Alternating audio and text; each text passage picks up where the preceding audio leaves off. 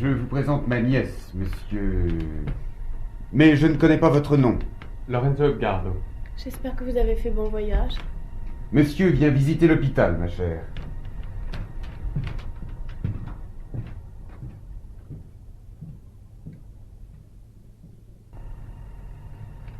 Non.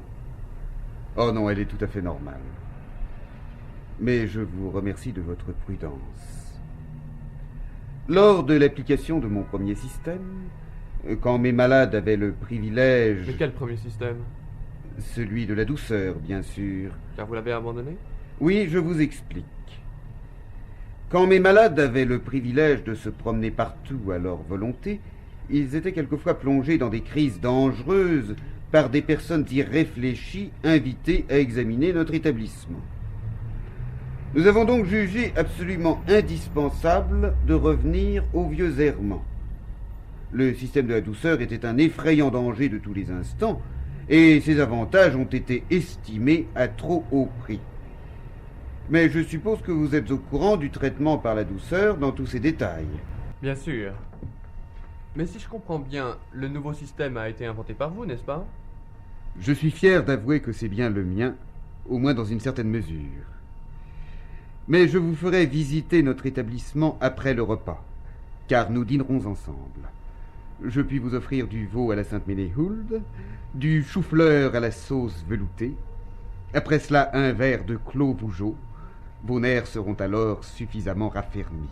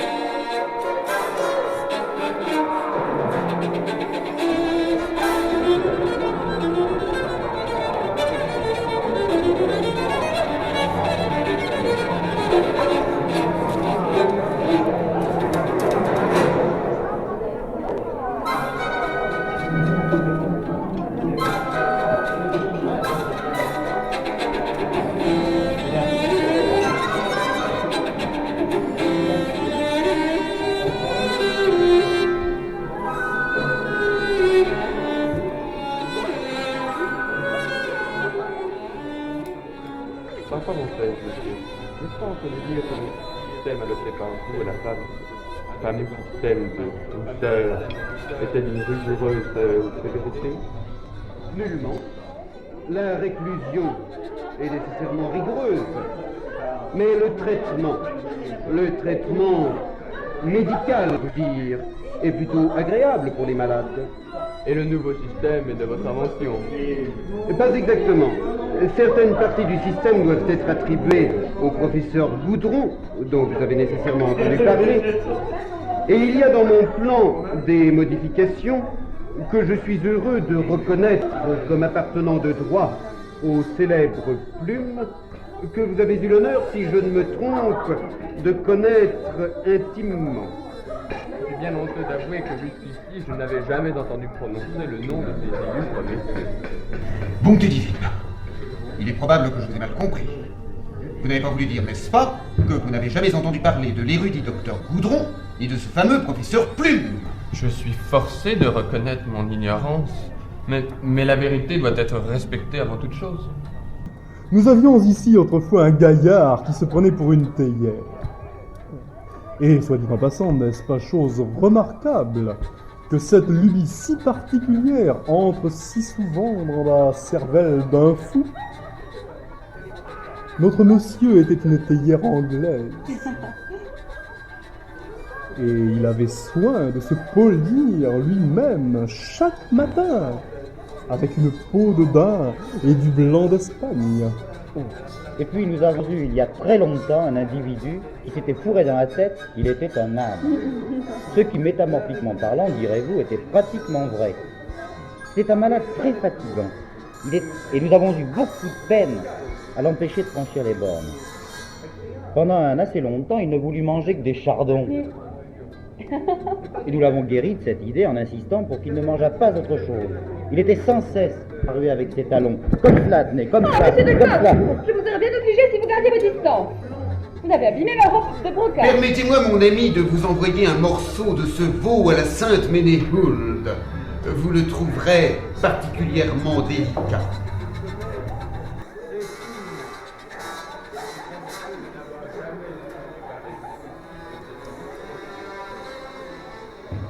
Non, je vous remercie. Pour vous dire la vérité, je n'ai pas un faible bien déterminé pour le veau à la Sainte... comment dites-vous? Car je ne trouve pas que généralement il me réussisse. Je vous prierai de me faire changer d'assiette et de me permettre de prendre un peu de ce lapin. Pierre, changez l'assiette de monsieur et donnez-lui plutôt un morceau de ce lapin au chat. De ce quoi? De ce lapin au chat. Eh bien, toute réflexion faite, non. Je vais me servir moi-même un peu de ce jambon. Et puis, entre autres bizarreries, nous avons eu à une époque un malade qui s'obstinait à se croire un fromage de Cordoue et qui se promenait partout, un couteau à la main, invitant ses amis à couper, seulement pour y goûter, un petit morceau de sa cuisse. C'est sans doute un grand fou, mais il n'est pas à comparer à l'individu que nous avons tous connu, à l'exception de ce gentleman étranger. Je veux parler de l'homme qui se prenait toujours pour une bouteille de champagne et qui partait toujours avec des...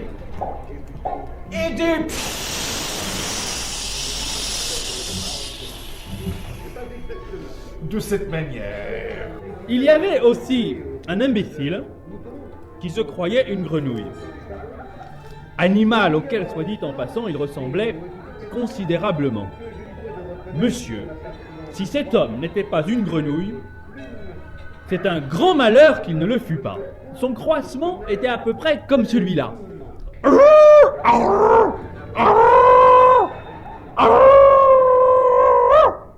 La chose la plus belle du monde, un si bémol. Monsieur, je puis vous dire, de la manière la plus affirmative, que vous auriez resté en extase devant le génie de cet homme. Vous m'étonnez.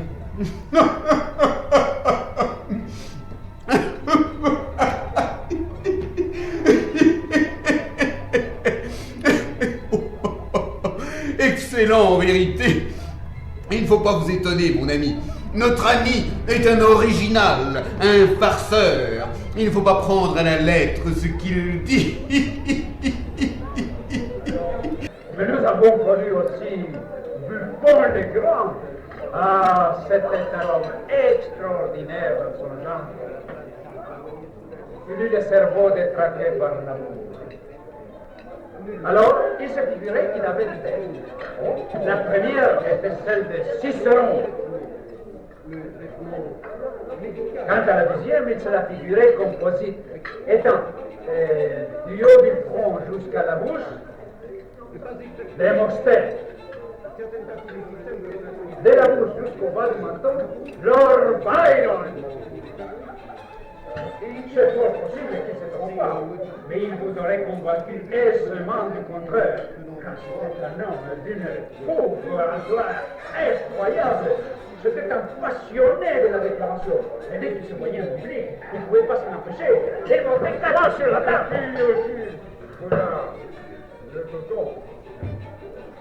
Je l'appelle le coton parce qu'il est en réalité de la manie singulière. Mais peut-être pas absolument déraisonnable de se croire métamorphosé en coton. Vous auriez crevé de rire à le voir tourner. Il pirouettait sur lui-même de cette façon. Voyez. Mais alors, permettez-moi de vous le dire, votre monsieur Boulard était un fou. Et un véritable fou très bête. Car enfin, qui a jamais entendu parler d'un tonton humain? La chose est absurde. Madame Joyeuse était une personne beaucoup plus sensée, comme vous le savez. Elle avait sa lubie, mais une lubie inspirée par le sens commun, et qui ravissait tous ceux qui avaient l'honneur de l'approcher. Elle avait découvert, dans son jeune temps, qu'elle avait été transformée en un jeune coq. Mais en tant que coq, elle se conduisait normalement, Elle battait des ailes, comme ça, avec un effort prodigieux. Et quant à son chant, il ravissait tout le monde.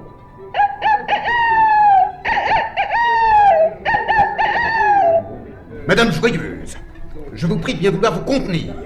Si vous ne pouvez pas vous conduire décemment comme une dame doit le faire, vous pouvez quitter la table immédiatement. À votre choix. Madame Joyeuse, je suis folle. Mais il y avait en somme beaucoup de sens dans l'opinion de Génie Salsafette. C'était une très belle jeune dame, d'un air contrit et modeste, qui jugeait la mode ordinaire s'habiller très indécente et qui voulait toujours se vêtir hors de ses habits au lieu de se mettre dedans. D'ailleurs, c'est une chose bien facile à faire. Il suffit de faire comme ça, et comme ça, et enfin...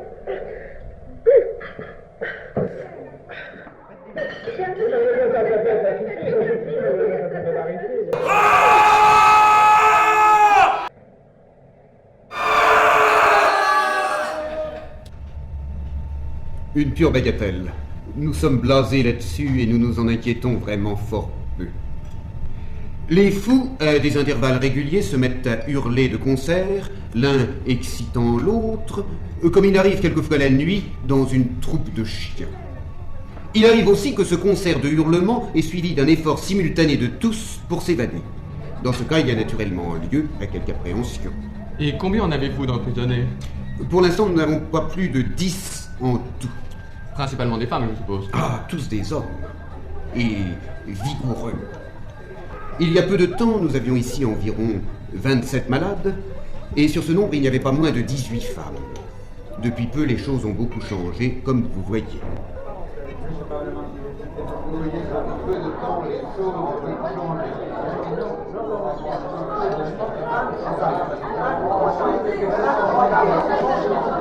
Mais retenez vos langues, tous! Vous m'entendez?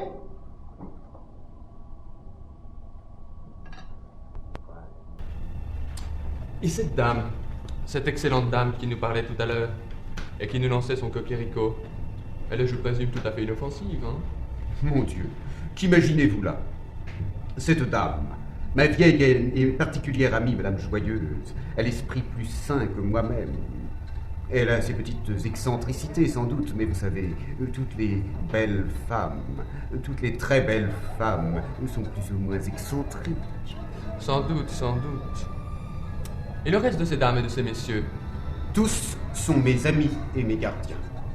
Mes excellents amis et mes aides. Quoi, eux tous?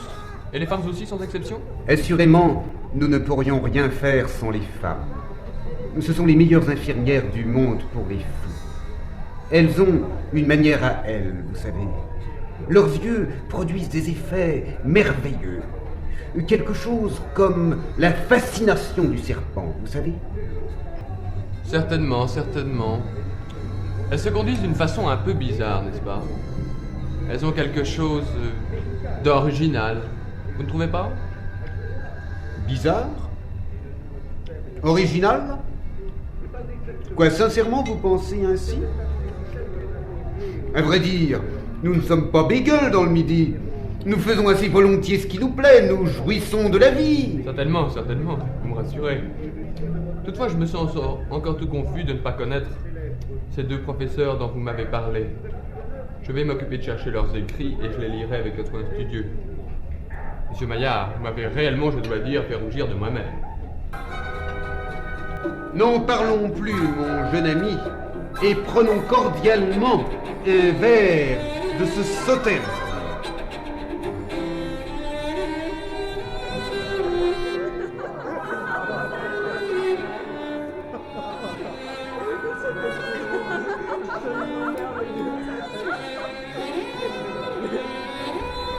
Monsieur, vous me parliez au début du dîner du danger impliqué dans l'ancien système de douceur. Oui, il y avait effectivement un très grand danger. Il n'est pas possible de se rendre compte des caprices des fous, et dans mon opinion, il n'est jamais prudent de les laisser se promener librement et sans surveillant. Un fou peut être adouci, comme on dit, pour un temps, mais à la fin, il est toujours capable de turbulence. De plus, sa ruse est proverbiale et vraiment très grande. Quand un fou paraît tout à fait raisonnable, il est grandement temps de lui mettre la camisole. Mais le danger, mon cher monsieur, le danger dont vous parliez, d'après votre propre expérience, depuis que cette maison est sous votre contrôle, avez-vous eu une raison matérielle, positive, de considérer la liberté comme périlleuse dans ce cas de folie? Ici, d'après ma propre expérience, certes, je peux répondre oui. Par exemple, il n'y a pas très longtemps de cela, une singulière circonstance s'est présentée dans cette maison même. Le système de la douceur, vous le savez, était alors en usage et les malades étaient en liberté. Ils se comportaient remarquablement bien, à ce point même que toute personne de sens aurait pu tirer d'une si belle sagesse la preuve qu'il se brassait parmi ces gaillards quelques plans démoniaques.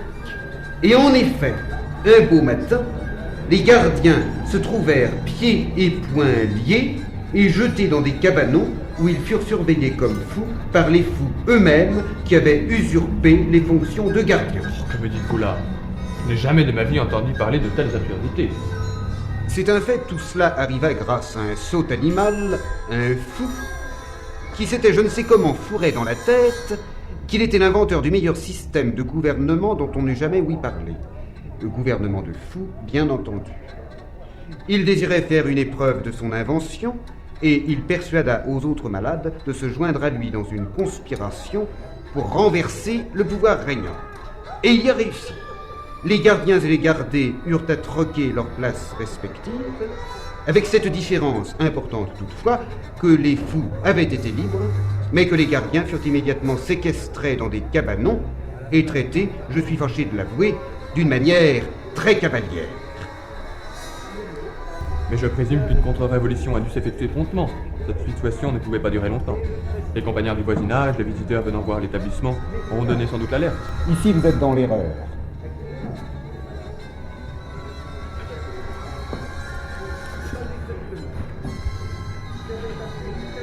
Le chef des rebelles était trop rusé pour que cela pût arriver.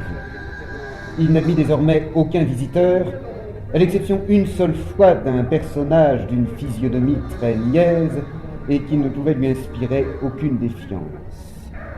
Il lui permit de visiter l'état...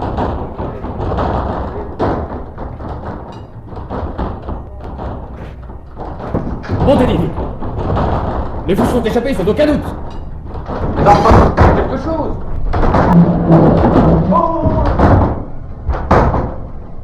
Que cette que Cicérone a promis à voici le moment arrivé et que ce sera concilié Cicérone avec Lord Byron.